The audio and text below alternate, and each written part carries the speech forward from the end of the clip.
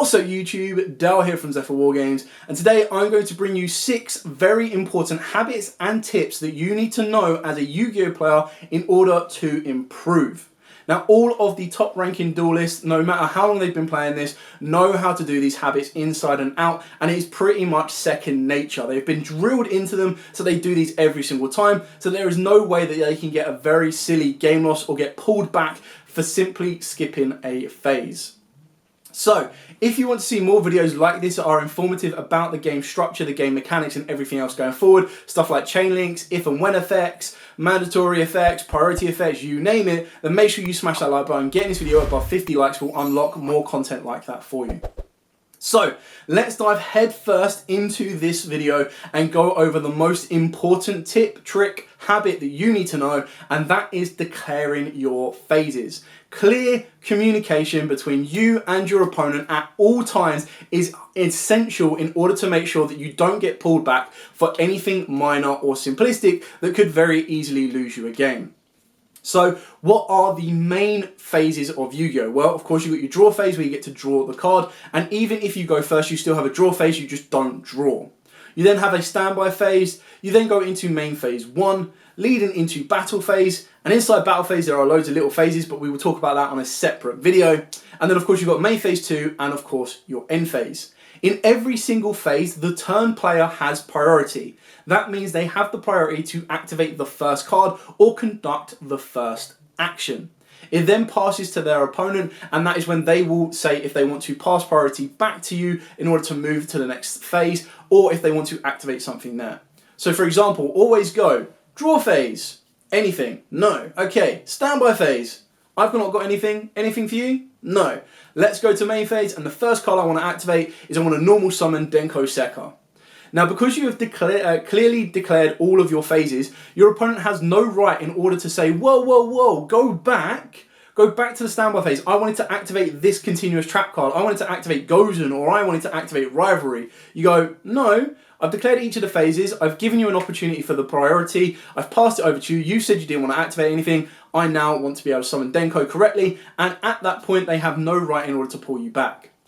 Now, if you simply went, draw phase, standby phase, main phase, normal summon Denko, you've given your opponent no time to activate anything, no time to respond with their priorities, and they are well within their rights to say, whoa, go all the way back to the draw phase, I have something that I want to activate. So it's very important to make sure you declare each and every step of phase of your turn. It's obviously very clear to make sure that you highlight any effects on your cards. Of course, your opponent and you have the right to read any card. You can also ask a judge for any card on the database, and they can provide that to you. So if you go, judge, I need a translation for this card, or if you go, judge, I just need to know the wording on this particular card, even though it hasn't been played, you can ask it, and as long as it is on the database, they are able to come over to you and say, here is what it is. You can read it in English and go from there. English or even your chosen language. The other thing about declaring each of your phases is it also makes sure that you do not miss anything that you need to activate. One of the prime examples right now is something like your Albion or Cartesia that happens specifically during the end phase. By declaring each of your phases, and you don't just go, okay, draw phase, standby phase, main phase, battle phase, and pass. By declaring each of your individual phases, you set yourself out little parameters where you go, okay, cool. Entering the end phase, I now need to remember that I need to activate Cartesia and Albion. Whereas if you speed through it, you can pass to your opponent can go, okay, cool, draw phase, and you can go, oh no, I missed Albion and Cartesia in the end phase. Is it right if I do that? Because then your opponent is well within their rights to say, no, you've missed your timing, I'm going to carry on with mine, and you've ended up losing 2 effects. So by making sure that you are crystal clear and you have double checked everything and you have looked through your graveyard and made sure you have activated everything you could possibly want to do and resolved everything you possibly want to do, that is when you're able to go, okay, cool, pass to your opponent and let the turn continue. Another very important thing that we need to talk about is mandatory and optional effects. So mandatory effects, prime examples right now are Trap Tricks Momelo and of course Kashtira Rice Heart. Both those cards are mandatory effects. What does mandatory mean? Well, quite simply, they are effects that you must activate. You must activate them even if they cannot fully resolve. You still activate them and they resolve without effect. So in the example of Rice Heart states anytime a card is banished, you attach a banished card to it as material. Now that is mandatory. It doesn't say you can attach, it says you attach, meaning that you cannot go, oh, I don't want to activate this turn. You have to do it, which is why they can kind of put you into the lock of something like a Triple Tactics Thrust and even activate something like a Ghost Ogre or a Gamma. Another prime example is, of course, Trap Tricks Momelo. Now, the reason that this is so important is that when you special summon out Trap Tricks Momelo from your deck with a Trap Trick Sarah on the field, it will mandatorily trigger the effect of Momelo that lets you target an opponent's back row and destroy it. It says you target an opponent's spell or trap card and destroy it. It doesn't say you can, so it means it has to activate. Even if your opponent does not have a spell or trap to destroy, it still goes, hey, this is mandatory, I've got to activate this. And it does it and then resolves without an effect, which is why they can then trigger the Trap Trick Sarah to set a trap hole directly from the deck.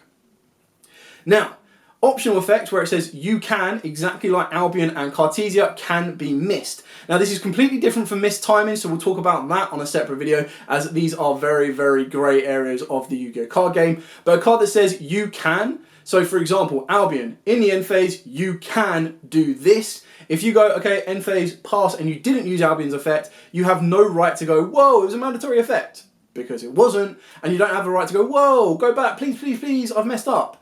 At those points, you need to be crystal clear, and it says you can choose not to activate it. For example, if you know your opponent's got like a Gamma, and they're going to destroy it or activate the Gamma in response to your Albion, you can go, yeah, I'm not going to activate that.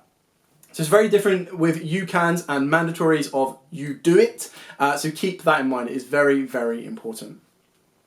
Carrying on to the next point. Now the next point is if you are not 100% sure on a play that has been made or a ruling that has been given by your opponent or anyone else around you, put your hand up and ask for a judge. No matter how menial or how important that might be, as long as you walk away from that duel going 100% certain you've got the right calls, it is such a breath of fresh air to know that you can leave a duel and go, okay, there's nothing better I could have done. The judges has confirmed that that was the right ruling. I have no regrets. The last thing you want to do is get off from your table, walk away, and constantly have that thought in the back of the head of, was my opponent right? Like, at the end of the day, it's my opponent. My opponent wants to win the duel. He could say anything they wanted in order to kind of get the win. So I want to make sure I'm completely certain. And then you go and ask a friend, and the friend goes, no, it should have gone the other way. And you go, oh, I just got cheated. And then straight away, that's in your head for the rest of the tournament, and it really will derail you. So if you're not 100% sure, there is no harm in putting your hand up, shouting for a judge. Judge will come over, you provide to your judge what the question is, and they will go, yeah, it does, or no, it doesn't. You will then be able to continue the game as you see fit. Okay, so the penultimate tip on this one is know your deck inside and out. The first priority is to know how your deck plays. This will allow you to build chain links. This will allow you to identify the mandatory triggers, the optional triggers, when they happen, how they happen, and the fastest that you can build a board through particular type of interactions. It also means that when there is a ticking clock constantly going behind you, counting down, you know when you need to go, okay, if my opponent activates an Ash here, I do this. If my opponent activates a Veiler here, I do this. If they activate Nib, I do this, I do this, I do this. You're able to adapt, you're able to read your opponent's plan of plays, and you're able to kind of go, right, well, if I have no interactions, this is my end board. If I get interrupted at this point, this is my end board, and you are able to adapt and continue to build your board as much as possible.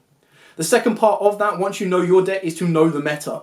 Now, it's always going to be difficult because there will be the odd rogue deck that you're like, whoa, what the hell does this card do? Always take the time to read the card. If you don't have any interaction or reaction to that card, let's say for example your opponent's going first, you're more than welcome to read the card and say to your opponent, okay, continue, I'm not here to stall you for time, continue going, I just want to read this so that I know the next time it comes up, I know what I need to deal with it. And you're always welcome to ask your opponent what the card does. They will summarize it for you, but you need to be very, very careful because they might just summarize the points you have asked for and hide the points that you didn't really even know existed. So, once you've known your deck inside and out, then go and learn the meta, and that is the best kind of way you can play because then you know when to interact with your opponent, you know when they can move faster, when they can go slower, and you know the best kind of choke points and the strengths of both your deck and their deck. And then moving on to the final point, and this is very, very important because there are so many times where I've seen people kind of get caught off guard with this, and they just let it happen and let it continue when they're well within their rights to pull it back and vice versa. Always make sure that you offer your deck to your opponent to shuffle or cut after you have gone through the deck. It is then down to your opponent to say, yep, no, I'm good, I don't want to cut that. Or they go, yep, no, I think you're going to search some more, you can hold that deck back. And then once you're ready to draw, you offer it up to your opponent, they will shuffle it, they will cut it, they will pass it back to you. The same is said for your opponent because the last thing you want to be doing, either yourself or your opponent, is searching for your deck, pass your opponent, search for your deck again, shuffle it up, and then go, okay, well, activate a draw card, draw a card, and your opponent goes, whoa, wait, you didn't let me shuffle that deck. How do I know you haven't just stacked those 2 cards to your hand? And then they go, okay, judge, my opponent's drawn a card without allowing me to shuffle the deck or cut the deck or even offered it to me, and the judge can then pull it back. The worst case scenario about that is if you draw the cards and shuffle it into your hand and you cannot confirm which cards you drew, you will be in an irreversible game state, and that could even lead you to a game loss, which is definitely not worth it.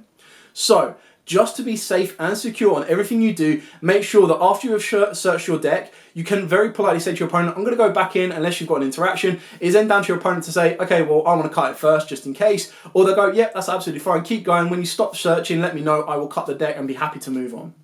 Same can be said for your opponent. You know when your opponent is trying to pull a fast one is that they will shuffle up really, really fast, they'll search a lot of cards, they'll do it again, and then they'll activate a draw card, and before even giving you a chance to respond, they'll already drawn the card. You are well within your rights to go, whoa, hold up, put the card back, I want to cut the deck first to make sure that you haven't stacked the card. Even if it is your best friend, you can trust them, of course. You just want to make sure that that draw off the top deck isn't the best card that unbreaks their entire board and breaks yours and wins them the game. You want to be able to, like, if you cut that deck and they still draw the unbreakable card, then you go, okay, cool, luck was on my side, you've drawn the card and I've been interfered with it and everything else. You don't want them to draw the card and go, oh my god, I've drawn the card that outs your entire board and I was able to look through my deck and shuffle it the way I wanted to. Looks a little bit sus. So always make sure that you're offering your deck to your opponent. They should rightfully, and you should be rightfully, the last person to touch their deck, and they should be the last person to touch your deck in order to make sure that it has been completely randomized and that they are basically saying, I am happy with whatever card you draw off the top of the deck, unless it breaks my board. But, you know, so you're happy that the deck has been randomized and that you are not cheating, and vice versa, your opponent is not cheating as well. So that was kind of a short, sweet, simple video. I've tried to keep it around the 10 to 15 minute mark, trying to give you as much information as I possibly can in order to give you the basics so I don't blow your minds with everything I'm telling you. So go back through this video, go over a couple of times. Every time you're dueling, whether you are doing test hands, it's a little bit harder when you're doing online simulators, but every time you duel in person, make sure you're declaring the draw phase, the standby phase, and everything else. One thing that you can spot in a certain duel is if your opponent is not declaring their phases throughout the entire duel, and then at one point they go, standby phase, main phase. You know that as soon as they've started to randomly start declaring their phases, they've probably got something that's going to interact with you. One of the prime examples right now is something like evenly matched. They'll go, draw phase, wait, standby phase, wait, main phase, wait, battle phase, and you'll go, ah, crap. So as long as you are making sure you are declaring each phase, you are crystal clear, you are well within your rights to say to your opponent, hang on a minute, I might have something to activate in the standby phase. Another prime example is when they're trying to go so fast for a standby phase so that you miss the chance of bringing back from Panicula, and you also, Pudica, sorry, and you also miss the chance of summoning out from Shangri-La. You are well within your rights at that point to say, oh, whoa, hang on a minute, you need to resolve the Pudica effect. I need to be able to bring back one of my banished monsters. Whoa, hold up a minute. I've got Shangri-La on the board. During the standby phase, I want to special summon a monster. You're well within your rights to be pulling it back to that, and vice versa. You need to make sure you are crystal clear. If you know they've got Shangri-La on the board, you don't want to be going, draw phase, standby phase. Do you want to activate your Shangri-La? You're not playing for them. You just go, draw phase, standby phase. Do you have anything to activate? And as soon as they go, no, I'm all good, and you go, okay, cool, main phase, and they go, whoa, actually, oh no, I forgot to use Shangri-La, can I go back and use Shangri-La? Now obviously at a local environment you can go, alright, I'll let you do it this one time, but in the future I'm not going to let you do it. This is a learning experience for you because we're at a local environment or we're just playing casual duels. Again, you are well within your right to go, well, sorry, you've kind of missed it, I gave you the opportunity to do it, and they don't even have a leg to stand on. They can't go, well, you didn't give me a chance to do it. You go, actually, I did. I said, do you want to activate anything in the standby phase? I'm not going to play the deck for you. I've just given you a hint. Do you want to activate in the standby phase? You said, no, I've moved to the main phase. That is it. You've missed your time in to summon off the back of Shangri-La.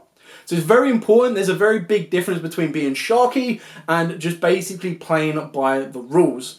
Within a bit of common sense, you can use a bit of leniency. Like I said, at a local environment, if it's a new player, if it's a learning curve that someone might not have been playing, or a deck that they've something new and a little bit different, then of course you are more than welcome to say yes or no. But kind of keep in mind that you don't want to be going to the back of the door and go, oh, I kind of let them go back to the standby phase and that kind of won them the duel.